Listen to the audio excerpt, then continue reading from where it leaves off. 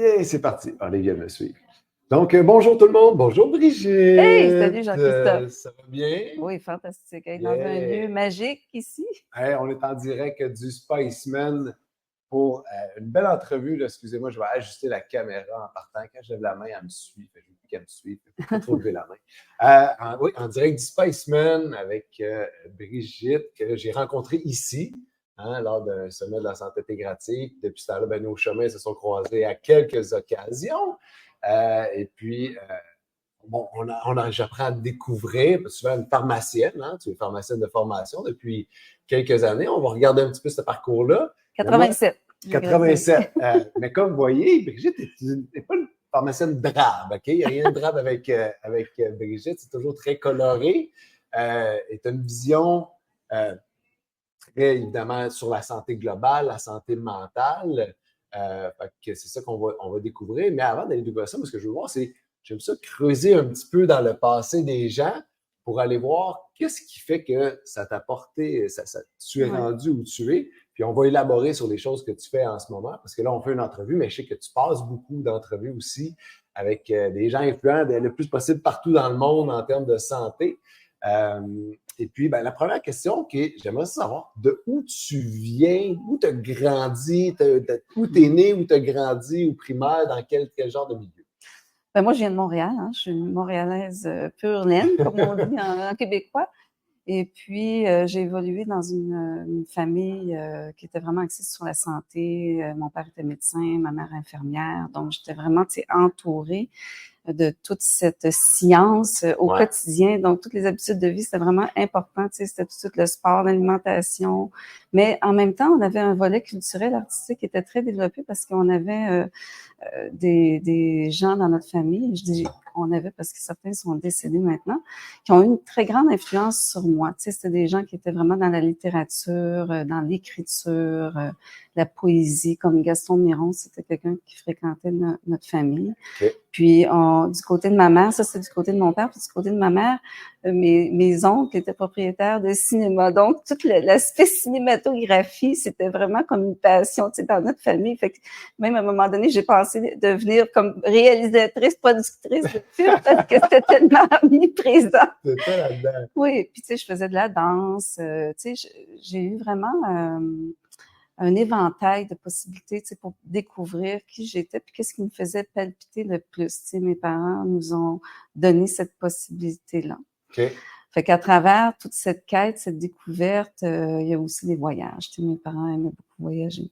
Fait que tu as eu une chance très jeune, puis tu te dis, dans la santé, médecin, infirmière, mais on s'entend, un médecin, une infirmière qui, eux, prenaient soin de leur santé, j'imagine, pour mettre ça de l'avant, parce que c'est malheureusement pas le cas de tous dans le domaine. Il y a des cordonniers mal chaussés dans ce domaine-là aussi, mais tu as eu la chance d'avoir une famille qui était très, c'est comme, je pense, quand on parle de santé intégrative, le côté artistique de la chose, tu dis le côté des voyages, le côté social de la chose, fait que tu as eu la chance de découvrir ça très jeune. Oui, c'est ça. Puis aussi, c'est que mes parents aimaient beaucoup recevoir.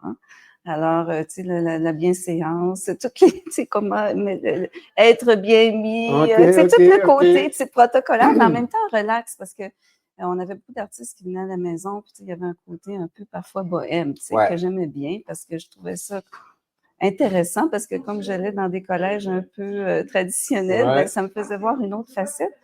Puis en même temps, ma mère était dans une chorale, donc elle faisait elle chantait, quoi. Okay. Alors ça aussi, c'était quelque chose qui était très présent. J'ai fait de la chorale par ricochet, Je dis pas que c'était mon plus grand talent, par exemple. Mais c'est bon, moi j'adore l'aspect de la chanson, de la voix, de la respiration qui vient avec ça. C'est super. Fait que très jeune, tu as touché à beaucoup de choses, finalement. Très jeune. Qu'est-ce qui... Quand on a rendu au primaire, t'avais-tu une espèce tu disais peut-être que j'aimerais ça penser à réaliser des films. T'avais-tu quelque chose qui titillait quand tu étais jeune? Je dirais que le domaine de la santé résonnait beaucoup en moi. Et puis, ça a été vers la fin de l'adolescence que, comme je découvrais que j'avais beaucoup d'entre-gens, j'aimais beaucoup rencontrer des gens, je me suis dit, être praticien, médecin, je me voyais moins, comme clinicienne, au quotidien, Je voyais plus quelque chose comme j'ai pensé l'ergothérapie, un peu kiné, un peu ce que tu fais aussi. Parce que moi, j'aime ça être dans l'action. Je suis très sportive de nature. Ça, je dirais que ça a été vraiment quelque chose qui est très, très présent à moi encore maintenant. Je m'entraîne tous les jours. Donc, j'ai besoin de bouger beaucoup. Et puis, puis là, il y avait toute la cosmétologie, tu sais, le côté design, parce que j'ai été plusieurs années, j'étudiais en pharmacie, mais j'avais aussi des activités dans le domaine artistique. OK. J'accompagnais des artistes pour faire des expositions à l'étranger. Puis j'ai Wow. œuvré pendant plusieurs années avec ces gens-là et des architectes. On concevait des projets, là, c'était quand même assez d'envergure.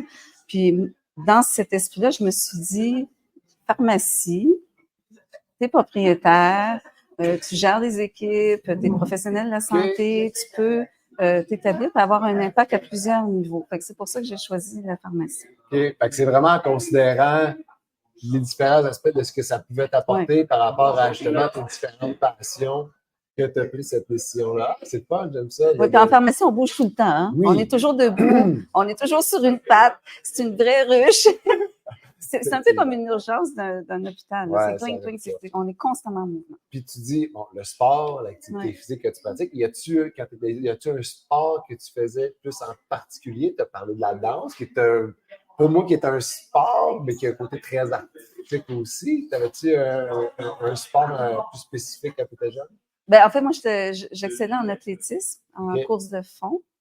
Oh. Et puis, je faisais un peu de tennis aussi, du badminton, tout ça. Mais il y a eu un drame dans ma famille. J'ai perdu ma mère jeune. Donc, ça a comme un peu défait un peu mon rêve d'aller plus loin dans la poursuite de devenir, disons, une athlète au sens propre du terme. Mais ça reste que je me considère quand même une sportive de nature, tu sais. Dans mon corps et dans ma tête. Tu as fait tout ton parcours scolaire à Montréal? Oui, tu es gradué de l'Université de Montréal, si je ne me trompe pas. Vraiment, moi, tu vois, c'est pas compliqué. Montréal. Moi, je suis Sherbrooke, Magog, Lennoxville, c'est Sherbrooke. OK. Puis, est-ce que pendant tes années scolaires, tu pratiquais un sport scolaire?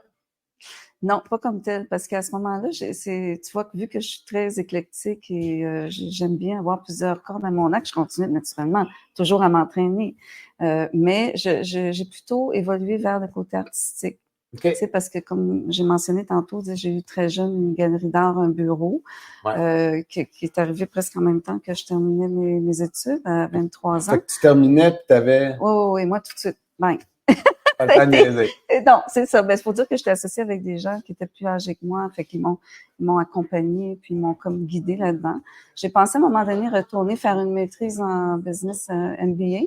Okay. Mais moi, ce qu'on me disait, regarde Brigitte, tu as tout ce qu'il faut. Tu le fais sur le terrain. Fait que c'est comme, on dirait que tous mes autres apprentissages, j'ai fait quand même beaucoup de perfectionnement au niveau de la santé, au niveau du leadership. J'étais au HEC, puis j'ai fait beaucoup de masterclass, mastermind au niveau de la psychospiritualité, qui est comme un autre volet de ma personnalité que j'ai pas vraiment élaboré parce que j'ai commencé à faire du yoga, de la méditation quand j'étais à l'université, justement. OK. Fait que tu as découvert le yoga et la méditation à l'université. Oui, j'allais au centre Shivananda sur le boulevard Saint-Laurent, qui est juste à côté de l'Université de Montréal. Okay. Puis on était comme un groupe de l'université qu'on avait découvert cette quête, hein, parce que quand on touche à ça, on découvre aussi des parties de nous-mêmes. Mais il faut dire qu'aussi adolescente, comme j'étais très curieuse. Puis tu sais, moi, je faisais on me demandait de faire des speeches à l'école, tu sais, des dissertations en français ou même en anglais. Je choisissais toujours des sujets paranormaux. Moi, j'étais vraiment particulière, tu sais. C'est bon, ça. Puis tu vois, récemment, j'ai fait une conférence pour des collègues de professionnels de la santé à l'Estérel. Puis ça m'a permis de parler de gratitude, faire une petite séance de méditation. Et il y a une de mes collègues de mon année qui était là, puis elle est venue voir, elle dit, toi, t'as toujours été un petit peu différent. Oui, c'est ça, c'est holistique. Ouais, OK. Comment, lors de tes années universitaires, on s'entend, la pharmacie, c'est quelque chose de relativement strict, puis c'est correct, il faut que ça le soit parce que faut que ça fonctionne, là, on s'entend. Puis comment toi, tu as vécu de te sentir justement un petit peu plus artistique, un petit peu plus wild, si on peut dire, puis avec des approches de moi, je suis une pharmacienne, mais justement, je vais faire de la méditation. Est-ce que comment tu t'es senti à travers du parcours que tu as vécu? Ben, en fait, moi, je trouvais que c'était comme tellement extraordinaire d'avoir cette chance-là. Je me trouvais privilégiée. Puis en même temps, ça m'a ouvert la porte vers de mieux comprendre, tu sais, les influences, par exemple, de la musique, de l'art. Et puis, tu sais, j'aspirais, tu sais, même à avoir des contrats pour changer les hôpitaux, avoir mettre des centres avec des salles de musique, d'artistique avec des parcs, comme on voit dans certains endroits, des sculpture parks, là, tu sais, où les gens vont se promener. Ben, on sait que maintenant, il y a la sylvothérapie. On en parle, tu sais, la thérapie dans les forêts, mais ça reste que c'était très, très peu connu à cette époque-là, tu sais. Ouais. Puis, tu sais, tout l'environnement... Tu t'es-tu déjà fait considérer comme une personne hystérique, pas hystérique, mais... original, on va dire. Ça, c'est sûr. Original. Puis, mais as-tu senti que c'était un obstacle à ta notoriété ou pas du tout? Non, pas vraiment. En fait, c'est... Je dirais que oui, pour certaines personnes, il y a un questionnement, il y a une interrogation. Ouais. Comment ça peut se marier ensemble? Mais tu sais, quand tu as vécu des choses très transformateur jeune avec l'épreuve que j'ai eue avec ma mère. On développe, puis d'ailleurs, j'en parle dans certaines de mes conférences, j'ai développé, moi, une vision kaléidoscopique. Fait que moi, je suis pas dans le jugement. J'ai appris très jeune de pas être dans le jugement, puis d'être dans l'accueil, puis dans la confiance, parce que je vois qu'à travers des épreuves, on développe beaucoup de résilience, puis on est apte à ce moment-là c'est comme si on devient détaché un peu de tout ce qui se passe autour de nous. Tu sais, on le voit les réactions des gens, on voit le questionnement, tu sais, genre c'est bizarre, là, tu sais. Mais moi, c'est ta perception à toi qui change ça. Oui, tu sais, je peux pas moduler la perception des gens comme ils vont avoir parfois des jugements. Mais moi, je peux savoir comment être avec moi-même par rapport à ça, tu sais, puis de pas me faire affecter, par exemple, tu sais. Okay. Ça revient, c'est un concept qui revient souvent, puis quand j'ai interviewé Liane Dufresne, c'est de dire comment dans l'adversité, comment dans des événements, finalement, ça nous module d'une certaine façon, ça nous influence sur nos actions, sur nos façons de penser, puis c'est ça qui fait la personne qu'on est, puis fait que ça t'a permis, une épreuve qui t'a permis finalement de peut-être passer plus facilement au travers ton côté plus wild, comme on dit, oui. Fait que j'aime ça. Puis comment t'as réussi à ce côté-là, plus l'artiste, justement, comment toi, t'as réussi à l'intégrer dans ton mode de pharmacienne professionnelle? En fait, c'est l'aspect humain dans mes relations. Quand j'ai acheté ma première pharmacie en 1997, parce qu'on porte deux chapeaux, nous, les pharmaciens, quand on devient propriétaire, on devient vraiment des entrepreneurs, des grands leaders, parce que ça demande beaucoup de... C'est exigeant. C'est vraiment très exigeant. Oh. Et donc, le côté professionnel qu'il faut garder, puis il faut être au pas, puis être à l'heure, comme on dit. Oui, c'est ça, faut que tu sois à jour, exactement. Alors, pour moi, j'ai toujours vu, comme je me dis, c'est l'occasion ultime de pouvoir rendre la pharmacie communautaire plus humaine et novatrice. Et d'ailleurs, ce qui m'a permis d'être reconnue par mes pairs, parce que j'ai reçu le prix EJ de l'Association québécoise des pharmaciens propriétaires, grâce justement à cette propension à axer sur l'innovation dans le travail d'équipe, parce que moi, j'ai toujours misé sur le travail d'équipe, la proactivité, puis motiver les gens, puis faire en sorte qu'ils deviennent la meilleure version d'eux-mêmes. On en entend plus parler aujourd'hui avec des discours de motivation de certaines personnes. Ça. On entend les discours de motivation, mais c'est très rare qu'on voit les actions finalement qu'on fait dans ce sens. Fait que, déjà, tu étais dans ce moule-là. Puis l'autre aspect aussi, par rapport au côté artistique, c'est que les gens, comme mon administrateur avec qui je collabore depuis 2001, il m'a toujours dit, toi, Brigitte, tu as toujours su bien t'entourer puis bien déléguer. Moi, j'aime ça m'entourer même de gens qui sont plus compétents que moi. Tu sais, je trouve pas ça comme étant une menace, je trouve ça comme « My God, je suis tellement heureuse ». Puis moi, j'apprends à travers ça parce que dans les relations, peu importe le titre que l'on porte, on apprend des autres, mais il faut leur laisser la place. C'est ça qui est fondamental. Puis Dans les pharmacies, juste pour faire une petite anecdote, ben, je me suis amusée. Des fois, je mettais des fontaines. J'essayais de mettre des jeux de son. Et j'ai beaucoup innové dans les services avec les infirmières, les naturopathes que j'ai eu pendant plusieurs années au sein de mes équipes. Là, en ce moment, c'est vraiment les services des soins infirmiers qui est très développé. Puis je travaille avec Dr. Lynn Deshôtels, entre autres, avec les ordonnances collectives. Mais tout ça pour dire que tout se fait, on dirait, par des étapes, hein? Puis on a un regard extérieur. Puis moi, c'est ça que je trouvais tellement merveilleux et que je trouve encore merveilleux encore. Mais là, je suis tellement ravie parce que là, bientôt, il va y avoir quelque chose que je vais pouvoir établir dans ma pharmacie communautaire avec mes jeunes associés, parce que maintenant, j'ai 2 jeunes associés. C'est ça qui me permet de m'investir dans ma nouvelle mission. Puis, mais là, je peux pas, j'en parle pas plus parce que c'est pas fait encore, mais on a des belles nouvelles qui s'en viennent. Oui, ça touche la santé intégrative. Puis, moi, je me dis tout le temps, il faut continuer, il faut innover. Effectivement, il faut continuer. Puis, j'adore ça. Puis, j'adore ton point de, tu sais, le leader. Puis, je ne sais pas c'est qui a dit ça, mais je me rappelle avoir lu ou entendu qui comme les meilleurs leaders ne sont jamais les personnes les plus brillantes dans la place. C'est ceux qui sont capables de gérer puis de bien comprendre justement les rôles de chacun, de bien s'entourer des personnes justement qui sont plus qualifié sur certaines choses, pas nécessairement surtout, puis d'utiliser ces forces-là. Un bon leader, c'est être capable de dire moi, j'ai telle force, j'ai telle faiblesse, toi, tu as telle force. Amenons ça plus loin, optimisons nos forces pour apporter ça plus loin. Fait que c'est une belle. Pour un leader, ça prend ça. Il ne faut pas que tu essaies d'être au-dessus des autres. Puis ça, c'est pas un leader. Je pense, en tout cas, c'est pas comme ça que je constate. Je pense pas que c'est comme ça que les gens aident les autres à porter des projets comme je pense que tu as pu le faire avec tes pharmacies communautaires. Fait que félicitations d'être cette personne ouverte-là à vouloir optimiser non seulement toi, mais les gens autour. Plus on optimise les gens autour de nous, vraiment, plus nous, on s'élève également. Exactement. Puis, en fait, moi, j'ai toujours eu cette volonté, puis ça depuis toute jeune, d'inspirer les autres. Je me dis, c'est tellement important. Tu sais, la vie, ça passe vite, hein. Faut être dans la joie, faut être dans la créativité. Fait que si on est apte à inspirer l'autre, puis des fois, on le voit que la personne a besoin d'un petit coup de pouce, tu sais. Puis c'est tellement réjouissant de voir quand quelqu'un s'éclot et devient grandi. Absolument. Encore une fois, c'est de dire, hey, je vois l'autre. C'est le vouloir redonner à l'autre, comme c'est des belles valeurs. Puis effectivement, écoute, je regardais ton pedigree, puis je suis comme, bon, je parlerai pas de tout ton pedigree en présentant parce que je serai encore en train de le faire.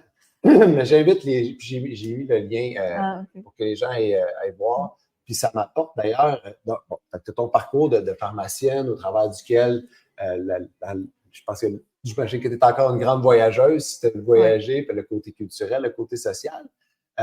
Puis évidemment, les voyages, ben, tu as jumelé un petit peu les deux, si je comprends bien, parce que tu as créé, c'est une compagnie que tu as créée qui aide les gens finalement à voyager en santé. On regarde ça simple. Oui. C'est venu de où, ça, exactement? Ben, en fait, moi, c'est surtout que là, je sonde à travers mes recherches, hein, parce que là, je me suis même réinscrite à l'université, parce que là, ça, c'est une autre parenthèse, mais tu sais, je me dis, écoute, il faut que j'occupe mon temps. Puis c'est la neurospasticité. Je me suis dit, je veux me garder en santé dans tous les sens du terme, pas seulement l'enveloppe de contenu, ce qu'on voit pas. Puis, alors, oui, ben, dans le fond, dans ce processus-là, dans ce parcours, la volonté première, c'est vraiment de redonner aux gens leur pouvoir à travers leur santé, de retrouver la conscientisation vraiment profonde de qu'est-ce qu'ils peuvent faire pour eux, pour développer leur, tu sais, d'être complètement autonome. Parce que c'est ça la richesse de la personne. Tu sais, souvent les gens, ils vont être dans un mode, je ne sais pas, faut que je vois quelqu'un, faut que je prenne un rendez-vous, aller voir telle personne. Fait que oui, ça c'est correct parce qu'on est là pour accompagner les professionnels de la santé. Mais plus on va avoir un discours convergent vers les bonnes habitudes de vie, la prévention, on va rehausser le pouvoir des gens, puis de savoir aussi jusqu'où ça peut aller parce qu'on a un pouvoir. Je pense que tu as fait des lectures un peu quantiques, là. On a quand même un potentiel assez impressionnant. Mais tu sais, tout ça se fait par étapes. Donc oui, à travers les voyages, ben c'est sûr que souvent c'est conjugué à des congrès où on va parler de neurosciences. Des fois, c'est dans des ateliers de Joe Dispenza. Parfois, c'est d'autres. Mais c'est aussi la grande valorisation de quand tu es dans ces groupes-là, de ces communautés, tu vois tout ce qui se passe aussi au niveau mondial. C'est pas juste au niveau local. Fait que ça te permet d'aller chercher des ressources qui vont dire, là, je suis sur la bonne voie. Tu sais, ça te concerte, ça te conforte dans ton cheminement et dans ta volonté de continuer à faire ce que tu fais. Parce que pour moi, ma mission, elle est solide, là. C'est sérieux, là. Ah, c'est beau, comme tu dis, c'est d'avoir les yeux ouverts. Ouais. D'avoir les yeux ouverts pour dire, hey, OK, on connaît ça, mais qu'est-ce qui existe d'autre pour optimiser? Hein? Ça va quand, hey, il existe ça. Puis, exact. Nous, on a notre modèle au Québec qui est ce qui est, mais ça ne veut pas dire qu'on ne peut pas le bonifier sans le confronter à d'autres cultures, à d'autres stratégies. Exactement. Tu sais quoi, comme dernièrement, j'ai accompagné, sans rentrer trop dans les détails, quelqu'un qui avait besoin de soins particuliers. Puis on a trouvé des produits absolument extraordinaires en Europe qu'on peut aller retrouver là-bas. Par chance, cette dame-là pouvait les avoir en Europe parce que elle est aussi européenne. Okay.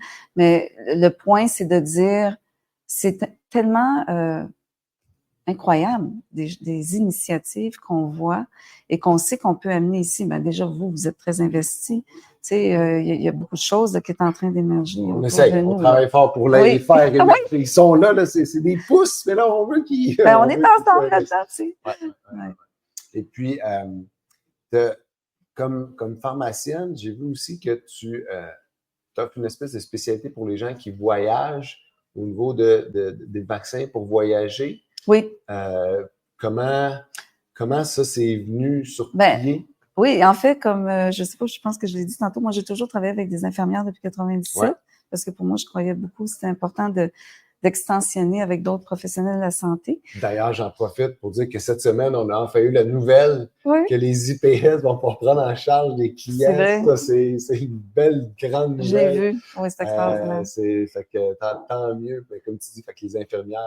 Oui, puis j'avais une infirmière à l'époque qui a pris sa retraite, puis c'était en 2008, elle me dit, Brigitte, c'est vraiment quelqu'un de très entreprenant, cette dame-là, puis on a eu tellement de plaisir, on faisait des conférences de tous les sujets imaginables, l'hormonothérapie, autant masculin, féminin, le TDAH, on se promenait, on était en Estrie en ce moment-là, moi, ma première pharmacie était à Cowansville. OK.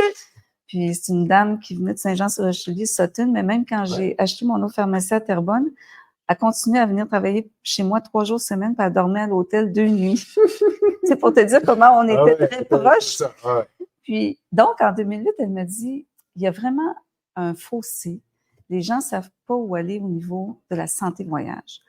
Fait qu'on a été les premiers formés par une autre infirmière en santé voyage en 2009, mon équipe de pharmaciens et cette infirmière avec d'autres. Donc, moi, j'ai ouvert une clinique de services infirmiers et de vaccination. Puis c'est vraiment le très pointu. Là, moi, j'ai fait mon cours à International Society of Travel Medicine. Tu étudies toute l'épidémiologie, puis la virologie, puis les bébites, les parasites. Quand tu sors de ce cours-là, t'es là, oh boy, je veux pas t'en attraper. Mais c'est quelque chose d'assez fascinant. Puis je donne encore des conférences dans ce domaine-là. Okay. Puis c'est que comme j'aimais voyager, pour moi, ça avait du sens. Tu comprends? Parce que je me suis dit, bon, ça donne un volet. Puis c'est pour ça que les pharmaciens et les infirmières aimaient ça, travailler à la clinique. Elle existe toujours. Parce que ça donne, tu sais, c'est toujours intéressant de rencontrer des gens qui partent en vacances, sont toujours de bonne humeur. Hein? Ouais, fait qu'on fait beaucoup de prévention. Okay.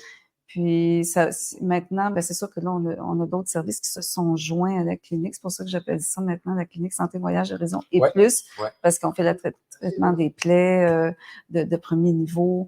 On fait toutes les ordonnances collectives. Tu sais, maintenant, la pharmacie communautaire a évolué beaucoup. On est des cliniques, on voit tout ce qui se passe dans la communauté. Hein. On a des gens qui arrivent en overdose, en crise de panique. Des tensions artérielles, on dira pas le taux, là, mais tu sais, c'est comme, faut qu'il aille à l'hôpital tout de suite, là. N'exigez pas d'urgence, je vais à la pharmacie. Oui, ou des gens qui ont des taux de glycémie complètement ahurissants. Tu dis, comment ça se fait qu'ils sont encore là, debout, là, tu sais. Puis des fois, on voit vraiment, tu sais, toutes les facettes qui se passent au niveau de la santé des gens qui, ça fait très longtemps qu'ils n'ont pas eu d'évaluation médicale, des fois, on fait des visites à domicile. On devrait développer plus cet aspect-là, je vous dirais. Mais mon Dieu, que c'est pathétique. On voit ce qui se passe. Oui. Okay. Ça m'amène à... Parce que tu sais, t'as différentes cliniques, tu as touché à beaucoup de choses, peut-être tu t'es promené beaucoup. J'ai le goût de te poser la question, si tu n'avais pas de limite, là. Ouais. C'est parfait. Moi, là, j'ai mon environnement, ma clinique, Brigitte ultime moi, là, qui est comme parfait, ça serait quoi cette clinique-là? Qu'est-ce qu'il y aurait là-dedans? Ça serait quoi l'expérience? Mais moi, c'est sûr que j'aimerais intégrer des soins globaux, c'est-à-dire avoir la possibilité, naturellement, toute la médecine allopathique est présente avec les consultations médicales, avec certaines médications quand c'est nécessaire et quand c'est le cas, mais c'est de pouvoir aussi d'avoir, par exemple, un naturopathe, d'avoir une massothérapeute, d'avoir un acupuncteur, de pouvoir établir comme un protocole de soins qui va plus englober qu'est-ce qui peut être vraiment bénéfique pour le patient. C'est dans toutes les options qu'on sait. Des fois, ça peut être l'hypnothérapie, quand on fait de la psychothérapie. Ouais. Ça peut être des approches, on sait maintenant, il y a des thérapies psychédéliques pour les dépressions réfractaires. Mais ça reste que il y a tellement de choses qu'on peut faire. C'est pour ça, même la méditation, avoir une salle de méditation dans une pharmacie communautaire ou dans une clinique, mais que ça soit connu, puis en même temps, ça devient comme des centres de communauté, parce qu'on sait que pour la santé mentale et la santé physique, parce qu'il y a plein d'études, parce que tous les scientifiques, là, tout ce qu'on discute, on sait maintenant, thanks God, qu'on a des recherches scientifiques qui le démontrent, c'est toute l'importance de la gratitude. Par exemple, si on parle de la méditation, on sait que 15 minutes de méditation par jour, ça va rehausser automatiquement le système parasympathique, beaucoup plus calme, ça va même diminuer le taux de cortisol, beaucoup moins de chances de syndrome inflammatoire, de chronicité de certaines maladies. C'est sûr que là, je vais large, mais tu sais, quelqu'un si c'est dans ton environnement depuis que tu es toute jeune, puis que c'est dans les mœurs, dans les routines, dans les habitudes de vie, mais ça devient comme manger, comme s'entraîner à aller faire sa marche de 15-20 minutes après avoir mangé, tu sais. Je donne un exemple comme ça. Ouais. Puis ça fait aussi des endroits où les gens peuvent aller discuter, partager leur vie.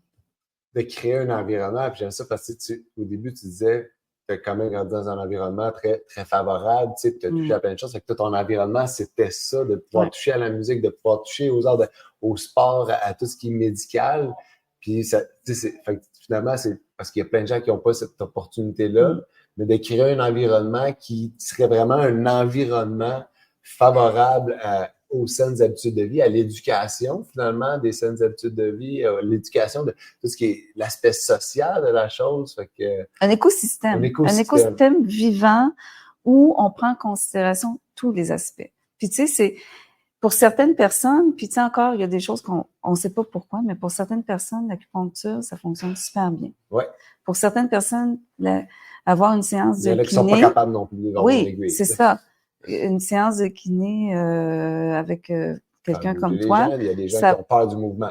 Ça fonctionne pas. Mais ça va être révélateur, comme l'hypnose. Hier, j'ai interviewé un monsieur qui est spécialisé en hypnose non-verbale. Parce que c'est très important de dire non-verbal. Ouais. Puis là, c'est qu'on découvre toute une autre forme d'introspection. Pour certaines personnes, ça va être une révélation complète. Et ça peut résoudre beaucoup de son état, tu sais, certains aspects de son état de santé. Fait que de faire connaître aussi les différentes approches. D'avoir la naturopathie, très important. La naturopathie. Petite branche sur la naturopathie, parce que bon, au Québec, la naturopathie est encore très controversée pour des bonnes et des mauvaises raisons. Il manque de structure, qui est les bonnes raisons de peut-être avoir un pas de recul pour la naturopathie, parce qu'on ne sait pas si celle qui se dit naturopathe, est-ce qu'elle a fait une formation de 2 fins de semaine ou est-ce qu'elle a fait une formation de, je pense, 2500 heures, l'école qui pourrait être agréée. Donc, comment toi, en tant que pharmacienne, qui justement qui est dans le comme, non, moi c'est très scientifique, puis c'est ça le processus. Comment tu réussis à intégrer la naturopathie là-dedans? Nous, c'est sûr que nos pharmaciens, malheureusement, sont pas super bien formés maintenant aux facultés pour pouvoir être un expert en produits naturels, sauf qu'on a Jean-Yves Dionne qui donne des formations, certains pharmaciens vont faire, et d'autres professionnels de la santé, là, c'est pas juste les pharmaciens. Mais nous, en pharmacie, on a beaucoup de questions, parce que c'est sûr, on en vend, puis les gens viennent consulter, ils peuvent en acheter sans consultation. Ils doivent venir poser des questions là-dessus. Donc, nous, c'est sûr que dans nos standards de pratique, on doit toujours demander aux patients, aux clients, est-ce que vous prenez d'autres choses que vos médicaments prescrits? Ouais. Alors, automatiquement, on vérifie les interactions. On vérifie aussi, on a des logiciels de recherche comme dans toute forme de recherche sur un médicament ou type de thérapie. Puis quand j'avais les naturopathes qui travaillaient à temps plein avec mes équipes, toujours, on consultait le pharmacien. Il y avait la naturopathe ne prenait jamais de décision de par elle-même. Et c'était sacré. Puis moi, j'avais toujours des naturopathes diplômés. Là, j'en avais même une d'Europe là, qui travaillait dans les hôpitaux à un moment donné, là, qui était super qualifiée. Le naturopathe était le conseiller qui, après ça, était confirmé par le pharmacien. Oui, c'est ça. Il y avait un travail d'équipe. OK, parfait. Il y avait un travail d'équipe. Encore une fois, c'est ça. Pour être certain que tout était dans les normes au niveau de la pharmacopée. Exactement. Tout ça. Parce que dans le fond, les produits naturels, ça fait partie de la grande famille de la pharmacopée. Ben oui. C'est la base. Tout le reste est fait à partir de ça. Ça vient tout de la nature, hein? Ça vient tout d'atomes. Mais j'aime ça. C'est justement, c'est dans la collaboration. Pas dire comme non, mais va le voir puis arrange-toi avec le naturopathe. Non, je travaille en collaboration avec le naturopathe. Parfait. Le naturopathe aussi, ça. OK, on a regardé ci, on a regardé ton stress, on a regardé qu'est-ce que tu manges, boum, boum, boum, les habitudes de vie. Voici peut-être les options qui seraient bonnes. Confirmé après ça par le pharmacien qui regarde s'il y a une médication qui vient avec ça. La collaboration. Merci. La collaboration. Moi, j'ai toujours misé là-dessus. Je trouve que c'est tellement important. Puis ce qui est très, très plaisant maintenant, c'est que grâce aux actes professionnels qui ont beaucoup été élargis pour les pharmaciens, maintenant on peut prescrire, puis même ça va continuer à s'élargir ces actes-là, de façon qu'on va être beaucoup plus autonome, comme des infirmières praticiennes spécialisées dans le fond. Ouais. Et ça permet de désengorger les urgences, puis de favoriser que les praticiens médecins puissent peut-être mettre le focus sur des choses plus graves, si on pourrait dire, des conditions plus sévères. Mais des choses pour lesquelles ils sont formés aussi. Oui, c'est ça, exactement. Mais ce qui est très intéressant, c'est que à cause de l'instauration de ces nouveaux actes, on a la possibilité maintenant de beaucoup plus collaborer de façon très précise et concrète avec les médecins pratiquants, de même d'avoir un canal de communication au niveau même de la consultation. Fait que c'est vraiment intéressant, ça. OK, j'aime ça. C'est la collaboration. Merci de mettre ça de l'avant parce que c'est souvent des obstacles qu'on voit on se sent, je peux pas référer à un naturopathe ou je peux pas référer à un ostéopathe ou parce qu'ils n'ont pas, mais finalement de les avoir dans l'équipe puis de structurer ça, ben ça permet d'optimiser les choses parce que le naturopathe a les bons outils puis après ça le pharmacien il apprend à travailler avec aussi puis le naturopathe apprend du pharmacien, le pharmacien apprend du naturopathe puis de toute son équipe. Mais tu sais, de toute façon, il ne faut pas faire l'autruche. Les gens vont vers des thérapies alternatives. Fait que c'est pour ça que ça, j'en parle aussi des fois dans mes présentations, c'est qu'il faut poser la question. Des fois, ils vont jamais le dire, je peux pas dire ça au médecin que je vais voir l'acupuncteur, ou je peux pas dire ça au pharmacien. Tu sais, il va me regarder avec des grands yeux. Mais dans le fond, parce qu'il y en a qui le font aussi. Non, mais la majorité des gens le font. Moi, mon souhait, c'est que ça soit pas réservé, ces thérapies-là, juste à des gens qui ont les moyens de le faire. C'est comme d'aller voir un massothérapeute, d'aller voir un kiné, tout ce qu'on discute depuis tantôt. Mais, tu sais, il y a des thérapies aussi dans le sens énergétique. On pourrait aller très loin dans toute l'offre des possibilités. Mais je me dis, si on établit la communication adéquate avec le patient, puis qu'on sait qu'il le fait, des fois, ça permet aussi aux soignants, aux professionnels de la santé de comprendre aussi pourquoi la personne améliore son état de santé. Oui, il y a la médication. Oui, il y a les visites médicales. Oui, il y a le mindset que la personne travaille avec elle-même dans son discours intérieur. Mais il y a d'autres choses. Quand on parlait d'écosystème tantôt, c'est tout un écosystème. Fait que c'est pour ça qu'il faut ouvrir à cette possibilité-là. Absolument. J'aime ça. Ça revient toujours à l'aspect global de la chose. Puis c'est le fun d'avoir justement une pharmacienne qui est si ouverte que ça puis qui veut que ces choses-là, parce que c'est par là qu'il faut que ça passe, parce que clairement, si ça passe pas par là, on voit où ça nous a menés. C'est clairement pas la bonne façon de faire. Exact. Il y a quelque chose d'important que j'aimerais aussi ajouter, c'est qu'on travaille aussi, maintenant, les pharmaciens, on est très sensibilisés à la déprescription.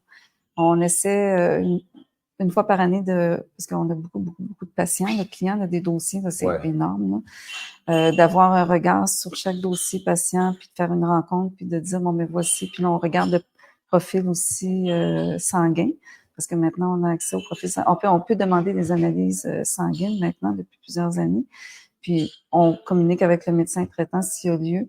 Puis, on peut à ce moment-là voir pour des prescriptions. Donc, ça, c'est quelque chose qui est conscient parce qu'on sait, malheureusement, il y a des bienfaits de la médication, naturellement. Dans la médecine d'urgence, c'est extraordinaire. Tout peut être fait. Mais des fois, quand il y a une chronicité qui s'installe, et surtout quand c'est pharmacie avec plusieurs maladies chroniques qui sont conjointes, il y a une cumul des fois d'effets secondaires qui peut être nocif pour le patient. Donc, c'est pour ça qu'il faut prendre le temps de faire ça. Ouais, il faut toujours calculer le coût-bénéfice. Oui, c'est ça. C'est ça. Puis des fois, tu sais, avec Dr. Anne-Isabelle Dionne, j'ai parlé de réversibilité de certaines pathologies. Ça ne veut pas dire de réversibilité complète, mais si, par exemple, on peut aussi diminuer la dose du médicament, tu sais. Ça, on peut, par exemple, si la personne maigrit, si la personne fait plus d'exercice physique, meilleure alimentation. Donc, il y a tous ces regards-là qu'il faut regarder, puis il faut collaborer ensemble pour ça. On a Caroline Sirois, d'ailleurs, qui est une spécialiste dans le domaine de la prescription, qui va être présente au congrès, justement, pour parler de ça. C'est un petit coup, vous ne le savez pas encore, mais oui. Wow. Ça, c'est le fun, parce qu'effectivement, mais ça en prend. Puis encore une fois, le but n'étant pas de tout déprescrire, mais de le faire de façon intelligente dans le but d'aider le citoyen. On parle souvent de patient, hein, c'est de changer de discours pour un citoyen, parce qu'une personne est un citoyen avec des problèmes de santé, mais ça reste un citoyen. Good. Puis, j'aimerais ça que tu me parles un petit peu de l'aspect maintenant plus spirituel. Justement, tu parlais de la reconnaissance, de la méditation. Je sais que toi, dans ta vie, c'est quelque chose que tu pratiques pour toi-même. Comment, qu'est-ce que ça t'a apporté d'intégrer ça? Ça fait combien de temps que tu le fais? À quel rythme tu le fais? Puis qu'est-ce que ça t'a apporté? Ben, comme je l'ai mentionné tantôt, j'ai commencé quand j'étais à l'université. Ouais. Puis ça a tout de suite capté mon attention. J'ai quelque chose de très... j'ai été élevée par des sœurs, moi. Hein. J'étais dans un collège pendant 11 ans. Puis, tu sais, on avait la chapelle dans l'école, tu sais, puis... Tu faisais déjà la prière. Oui, là, vraiment, ça, oui. Moi, c'est une des choses que je veux dire, s'il y a quelque chose que l'Église apportait plusieurs choses de bien, mais elle a ses défauts aussi. Mais la prière, mon Dieu, que c'était un beau moment de partage où les gens arrêtaient puis respiraient. Tu sais, ça n'existe plus de nos jours, ça. Mais moi, j'aimais l'odeur, j'aimais l'environnement. Il y a quelque chose qui a toujours été attrayant pour moi. J'ai toujours eu des amis dans le domaine religieux, là, des prêtres, des religieuses que j'allais visiter, comme Benoît Lacroix, qui est décédé depuis plusieurs années maintenant. C'était un ami, tu sais, j'allais le visiter, puis c'est lui qui a confirmé puis baptisé mon fils, par exemple. Tu sais. Mais c'est une curiosité, comme une fibre intérieure qui me disait, il y a le sacré, c'est sacré. Ça le dit. Donc, c'était cette façon-là pour moi d'avoir ma flamme ouverte qui cultivait toute ma sphère intérieure, mon discours intérieur. C'est sûr que ça t'aide beaucoup quand tu as des périodes difficiles. Fait que si on amène plus du côté de la méditation, c'est que j'ai été initiée justement quand j'étais beaucoup dans le domaine artistique, à aller dans des centres de retraite bouddhistes. Quand j'allais en Europe, j'allais visiter des centres. Je peux pas dire que j'ai fait vraiment des retraites là, dans des centres de façon de journée consécutive, mais j'y allais, tu sais, parce que je m'intéressais. Partout, dans tous les pays que j'ai visités en Asie, j'ai toujours été dans les temples. Puis, tu sais, si je pouvais participer à un rituel, je le faisais. C'est ça. Puis comme j'ai déjà discuté avec d'autres personnes, tu sais, là, la vie embarque, l'enfant, l'entreprise, t'es occupé, t'es stressé, ben là, on va dire que c'est moins présent dans ta vie. Ouais. Puis finalement, ça a ressurgi beaucoup, je dirais, depuis une dizaine d'années. Et puis j'ai rencontré des gens à travers ça, mais tu sais, j'ai toujours eu l'œil ouvert, tu sais, comme Nicole Bordelot, tu sais, je lisais des livres, ou tu sais, Mario Beauregard, quand il faisait ses découvertes, tu sais, comme je suis très curieuse de nature, puis qu'on a beaucoup lu dans notre famille, tu sais, j'ai toujours eu des livres à la maison, puis j'allais à la librairie me procurer quand je voyais quelque chose d'important. Il y avait toujours quelque chose de scientifique, psycho-spirituel. Et c'est comme la convergence des deux. Puis c'est pour ça que j'ai toujours trouvé ça fascinant, la neuroscience, parce que puis même des fois, j'appelle ça la nouvelle médecine. Parce qu'on découvre maintenant qu'il y a beaucoup de découvertes en neurosciences qu'on peut appliquer dans le domaine médical. Puis ça touche la psychospiritualité. Moi, c'est ça que je trouve le plus fascinant, tu sais. Fait que tout ça pour dire que quand j'ai repris donc cette pratique-là de façon plus assidue, ben tu sais, j'ai rencontré des gens, entre autres Nancy Marcoux, il y a Patricia Dubé, je sais pas si c'est des gens que tu connais, mais puis ça me reconnectait à ce besoin de dire, hey, là, faut pas que je lâche ça, puis ça va être au quotidien. Fait que j'essaie d'avoir ma routine, mon rituel, puis moi, j'en suis venue à croire que lorsque la personne, le citoyen, reconnecte avec son sacré, c'est un élément qui est positif pour sa santé. Je suis convaincue de ça. Sa santé mentale, sa santé physique, parce que c'est comme si tu ris en ligne. Tu sais, on pourrait parler des chakras, mais tu sais, dans notre culture, c'est pas nécessairement quelque chose qu'on parle. On en entend beaucoup parler, mais tu sais, on peut pas dire que ça fait partie de la culture. C'est là qu'on va se faire dire qu'on est ésotérique. Oui, c'est ça. Mais tu sais, c'est comme si on réenligne tout notre corps intérieur puis qu'on sent cette dignité. C'est de l'énergie. C'est de l'énergie.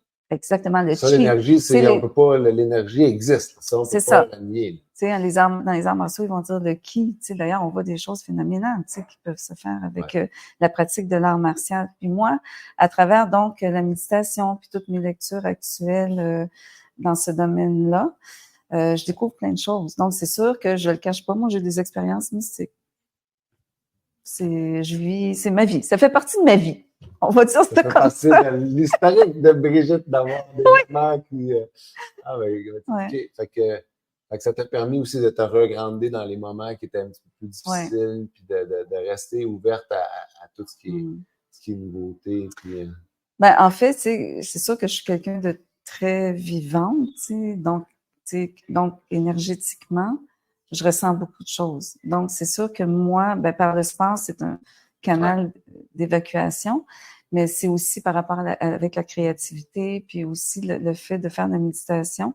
Des fois, je le fais en marchant, parce que c'est quelque chose que tu peux faire. Hein. Plus tu médites, plus tu le fais aussi éveillé, pas nécessairement assis, les yeux fermés. Tu sais, il y a toutes différentes techniques, on va dire, là-dedans. Et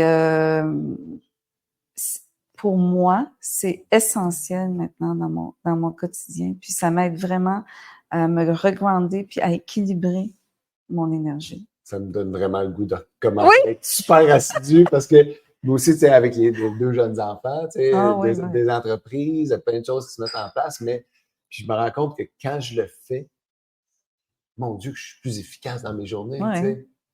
Puis je le fais pas parce que je me dis, j'ai pas le temps. Si je le fais pas, je suis moins efficace. Ça veut dire que je perds du temps, tu sais. Fait que c'est le paradigme que il y a tellement de monde qui dit, j'ai pas le temps. Non, c'est parce que si tu prends pas le temps, ça veut dire que tu perds du temps. Hein? Fait que c'est de revenir à ça. Puis comme tu l'as dit, il y a différentes façons de l'intégrer, que ce soit la méditation, la reconnaissance dans son quotidien. C'est pas obligé justement d'être assis pendant une heure les jambes croisées puis les doigts. Hein? Fait que... Ben, tu sais, comme les gens qui font du bénévolat, par exemple. Tu sais, souvent, si tu prends le temps de discuter avec eux, tu vas être apte à faire ressortir en eux cet aspect méditatif dans le don de soi. Ouais. Parce que, tu sais, il y a l'écoute, il y a l'attention. Ça, c'est tu touches. Là, on touche la gratitude. Quand on est dans cette finesse-là de la relation, c'est ça qui ressurgit. J'adore. Wow! J'ai le goût de t'apporter complètement ailleurs. OK. Je suis full reconnaissant. Allons-y! Je suis full reconnaissant. Bon, tu fais des conférences. Tu vas faire une conférence au sommet qui s'en vient. Bon, la majorité des gens vont l'écouter une fois que le sommet va être passé. Pour ceux qui sont en direct, Brigitte va être au sommet du 5 au 8 mai. Peux-tu nous parler un petit peu de qu'est-ce que tu vas présenter et pourquoi tu vas le présenter? Ben, comme j'ai mentionné tantôt, j'ai eu un drame familial, donc ça touchait la santé mentale. Puis j'ai eu d'autres personnes aussi proches de moi qui ont souffert de santé mentale. Et ce que je me rendais compte, c'est qu'il y avait vraiment comme un manque.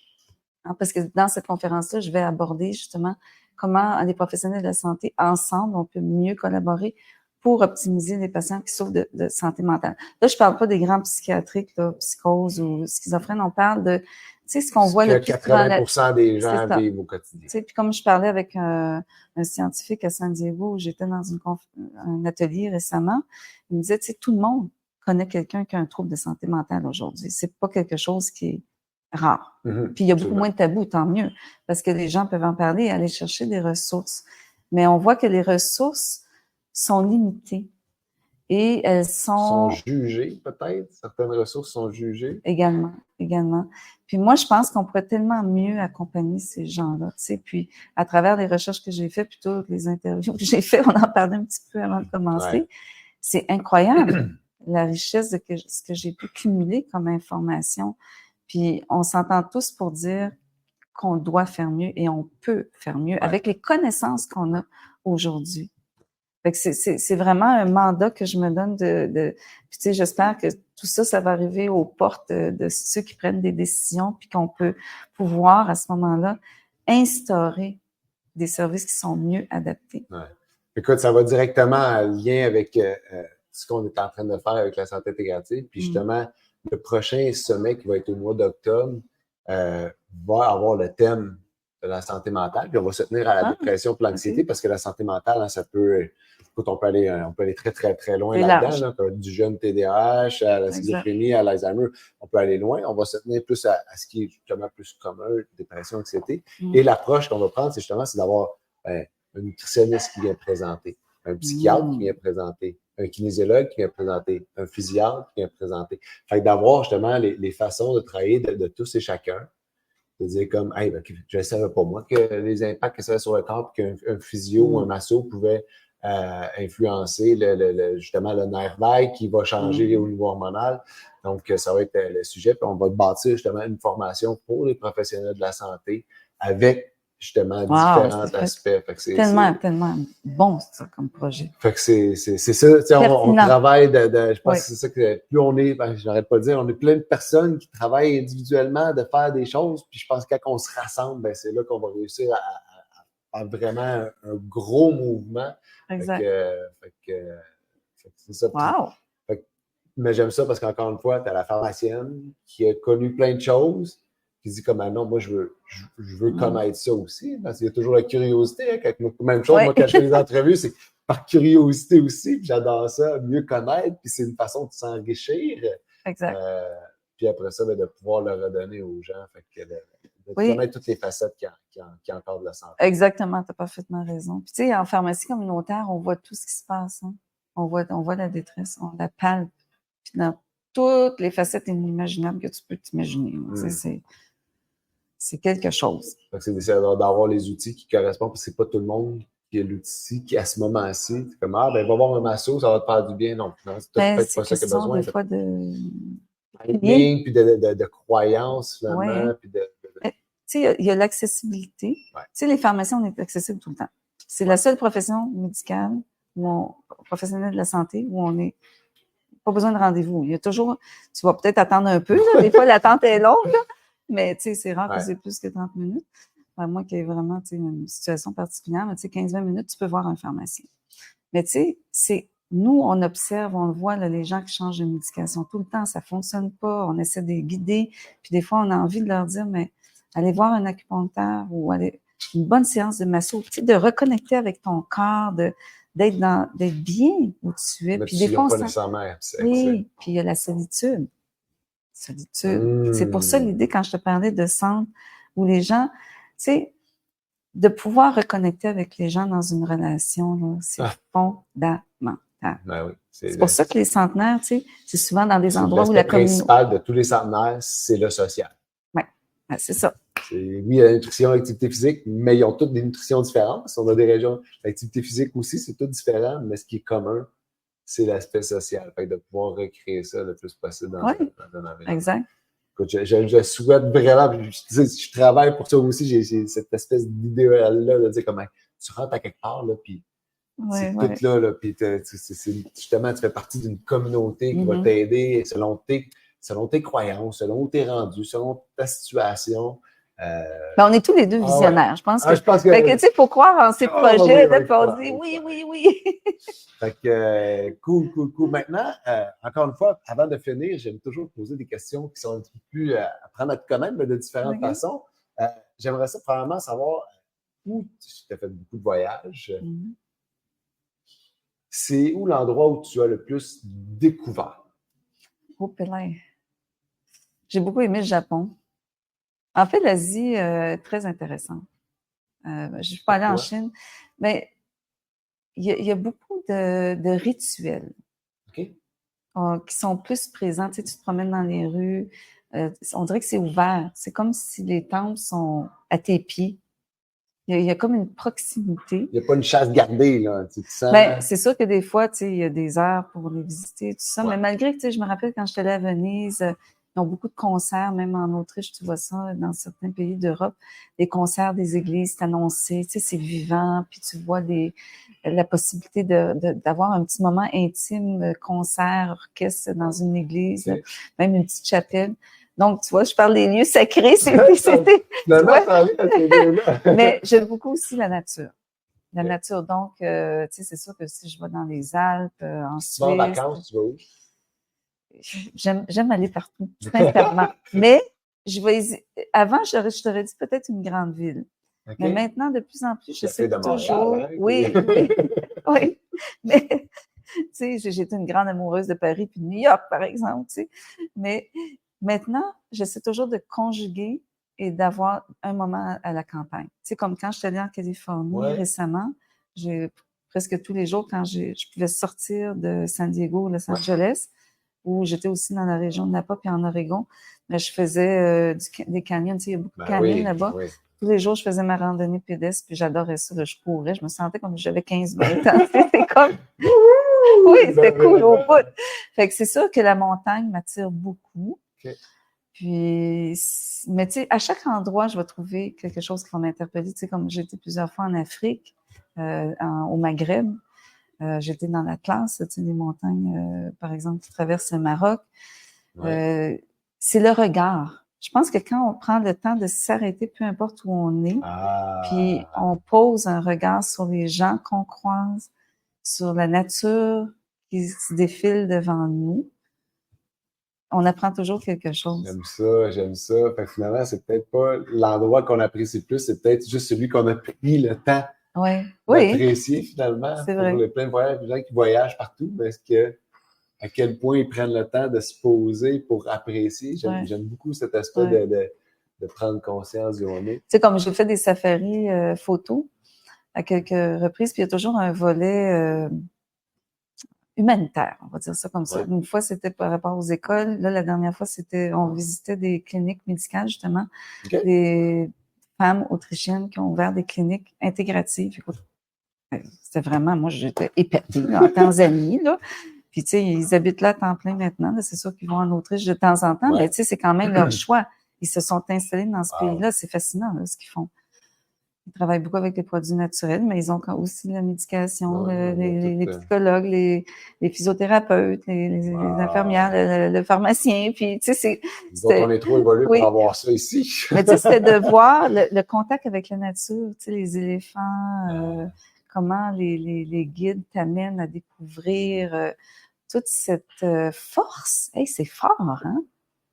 Quand tu vas dans la savane, là. La nature, moi, je rappelle juste, on vient de vivre l'éclipse solaire. Ah, wow. C'est l'énergie qui sortait de là, la force, la nature. Là, tu peux pas avoir plus puissant que ça, tu sais. Fait que j'ai jamais été dans un safari, mais tu vois juste ici en Amérique, tu vois une ours, tu vois un orignal, tu vois un chevreuil, tu vois. Il y a une force. Fait que là, c'est des bébêtes encore plus grosses. Fait que c'est sûr que c'est encore plus. Puis on n'est pas habitué de les voir. Fait que c'est sûr que c'est super, super impressionnant. L'endroit où tu as le plus aimé manger? Moi, j'aime beaucoup l'Europe pour manger. On mange bien en Europe. Partout. L'Europe et la. Mais tu sais, je dirais rapidement comme ça, tu sais, l'Espagne, l'Italie, Portugal, France. C'est vraiment... Ça me plaît. Ça, c'est le goût que tu... Puis comme mon frère est dans le domaine du vin, c'est sûr que un bon vin... Et le champagne aussi, mais tu sais, c'est des bons... Tu es maman? Oui. Comment tu te perçois comme maman? En fait, j'ai essayé le plus possible. Mon fils a 28 ans. C'est un jeune homme extraordinaire. Toujours pas grand-maman? Non. J'aimerais bien ça, mais tu sais, il Ouais, ça faut va bien. laisser le temps, C'est c'est ça, ça. ouais. En fait, mon fils, c'est un être, je l'admire beaucoup. C'est un homme qui a tellement un horizon large. En fait, je pense qu'il a la vision kaléidoscopique comme moi. Il y a un Puis, bel exemple. oui, puis c'est quelqu'un qui, tu sais, qui prend le temps, qui observe. C'est sûr, c'est quelqu'un qui est très créatif aussi. Donc, tu sais, il vit fortement ses émotions. Mhm. Mais il est tellement ancré dans son cœur. Je pense que c'est ça qui le définit le plus. Tu sais. Puis il étudie en santé intégrative. OK. Fait que, tu sais, c'est sûr que c'est pas loin de la maman non plus. Puis on a beaucoup de plaisir ensemble. On échange beaucoup, tu sais, c'est créatif. Est-ce que Puis, tu l'as apporté est-ce que tu l'as ouais, amené voyager comme tes parents t'avaient apporté ouais, en ouais. voyage? Ben, Ouais. surtout il a son passeport français de par son père, donc par Ah, ricochet, ouais. OK. Mm. Fait qu'une maman qui est présente avec son enfant, qui connecte finalement aussi par l'aspect créatif et l'aspect Ouais, santé intégrative et globale. ouais. Cool. Euh, dans ta vision de cette belle santé-là, du Québec, hein, de la pharmacie communautaire, tu as partagé comment tu vois la pharmacie comme, pas une pharmacie, mais un environnement Oui, un propice, un écosystème. écosystème propice à la santé. J'aime beaucoup ça. Euh, Pendant combien d'années tu te vois continuer à pousser faire ça? Oh, Pélin, moi, pour moi, la retraite, c'est un mot qui n'existe pas parce que je me vois pas la retraite. Tu sais, je pense que c'est important d'avoir un rythme qui s'adapte à ce qu'on désire, puis de faire des choix, mais de toujours se sentir libre. Moi, c'est comme ça que je le vois maintenant, tu sais, avec mes associés qui ont pris le relais au quotidien Ouais. dans ma pharmacie communautaire. Ça me permet d'avoir cette liberté, mais tu sais, j'ai toujours mon grand œil de mentor qui est présent, tu sais. Mais ce que je veux dire, c'est que le fait de ne Mais pas c'est être un choix. obligé, oui, c'est ça, puis le fait de ne pas être obligé d'y aller chaque jour, mais même si on est ouvert quand même 7 jours sur 7, ça fait qu'il peut y avoir quelque chose qui arrive tous les jours, hein. Même Noël, jour de l'an, on est ouvert. Mm-hmm. Fait que tout ça pour dire que, tu sais, moi, je suis toujours rejoignable. C'est très important pour moi qu'ils sentent que je suis présente. Mais tu sais, avec tous mes autres projets qui prennent le relais puis qui prennent beaucoup de place dans ma vie, Ouais. j'essaie de jalonner ça avec des périodes pour moi. Donc, tu sais, ça peut être aussi avec des amis, avec la famille. Tu sais, je pense que c'est important de se nourrir puis d'être en ligne avec ses valeurs.